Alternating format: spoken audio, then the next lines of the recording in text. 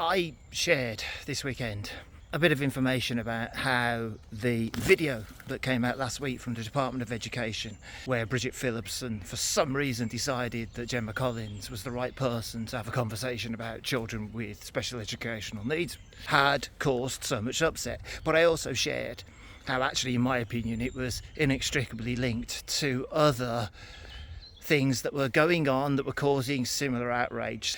The new Ofsted Protect training and guidance, which has essentially said that every child with autism and a special interest in Thomas the Tank Engine or Sonic the Hedgehog is actually an extremist in waiting.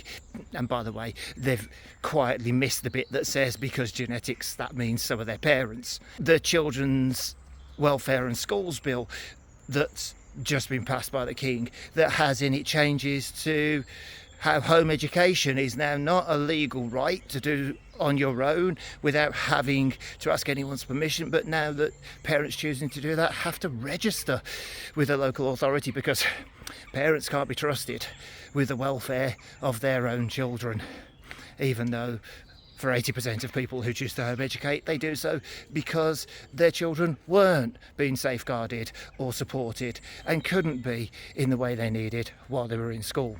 But I said that all of this may, in the coming days or weeks, affect the parents in your workplaces. Why is that? Well, all of that carries emotional weight. It is incredibly painful as a parent of a child with special educational needs to see that. If you are a late diagnosed adult, just finding out for yourself that this was you all along, it may be stirring up memories of school for you. And that means that while people are trying to carry that, while people are trying to process that and still show up for work, the responses that they give may be slightly different. And that's the point. You see, that emotional toll will have impact on some people.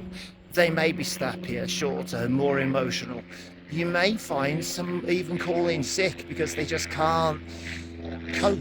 That's not failure, nor is it something to judge, but it's something to be aware of, because when things like this are in the news, knowing that you've got parents of children with SEN gives you some insight.